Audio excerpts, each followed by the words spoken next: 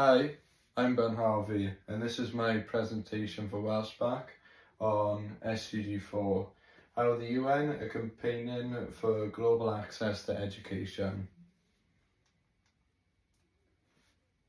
So, the UN goals for 2050.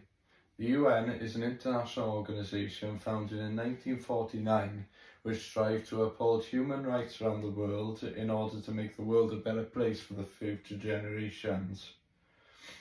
Recently, the organisation has established 17 SDG targets, these here, to be met by 2050, including global issues such as starvation, global warming and well-being. However, we'll be focusing mainly today on SDG 4, quality education. SDG 4. Well, the fourth target of the UN to be met for the near future, SDG 4 focuses on quality education access across the globe, including primary and secondary schooling. Although this target has been reached long ago by most HIC countries, that being sort of first world countries like the UK and America, many developing countries have yet to implement a sustainable education scheme, so hasn't been able to retain this education scheme. As a result of this global divide, the UN aims to make access to education free for children from the ages of 6 to 16 worldwide, despite race, creed or gender. However, the UN fears that this goal, along with many others of the SDGs, will not be accomplished by the due date, as a result of some extremist groups limiting the opportunities for some young people. Well, we have in sub-Saharan Africa, we got inequalities in education standards.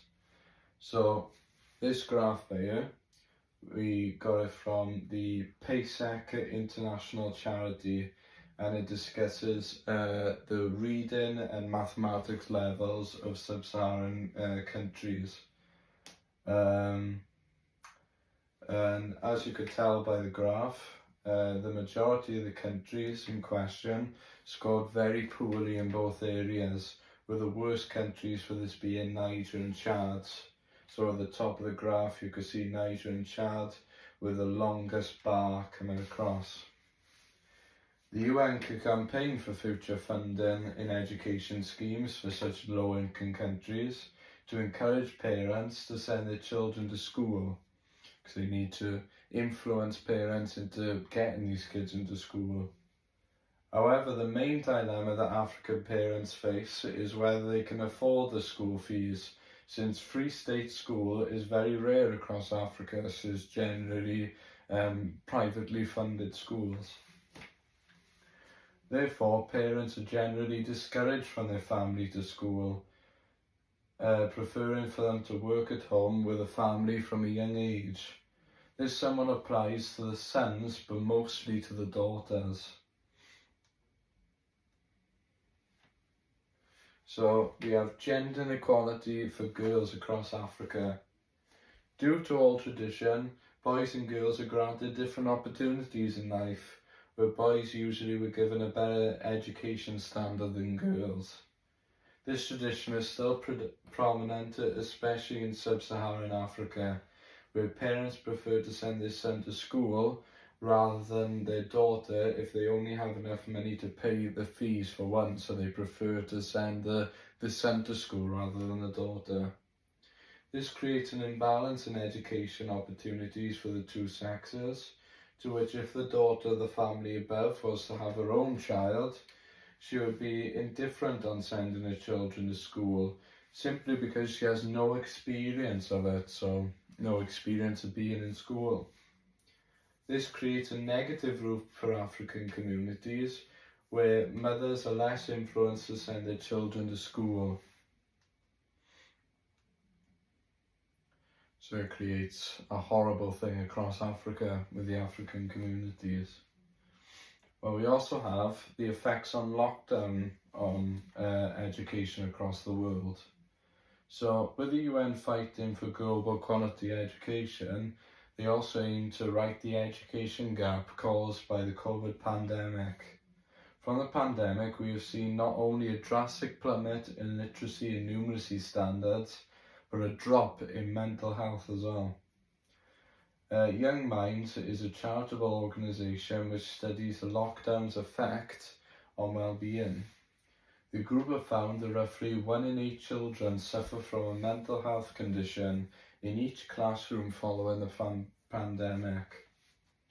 Also, the charity have found that the pandemic has stressed familial relations at home due to the social anxiety caused by a worsening mental health. 33% of parents agree to this on the survey the Young Minds sent out. So we got the Young Minds organisation there, very predominant in fighting for mental health of young children.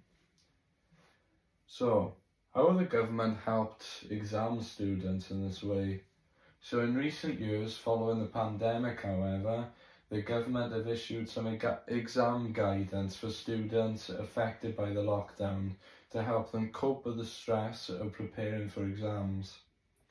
In this guidance, the government helps students with revision by relaying the general topics covered in the exam.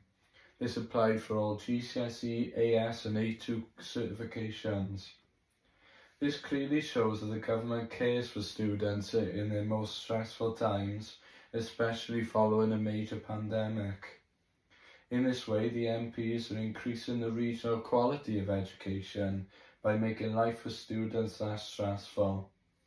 So, with the students generally having a higher well-being, they're able to learn in a safer environment.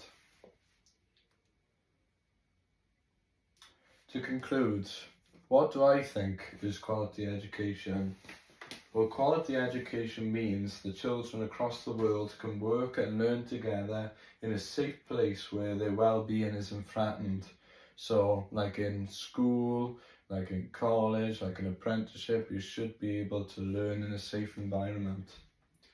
This is entirely the UN's goal for SDG 4, where the opportunity of a child's education must be made compulsory across the globe. From this, gender and economical disputes over education will be dissolved and made a thing of the past for future generations. So, thanks for listening to the presentation. You can scan the barcodes if you want to contact the Young Minds website.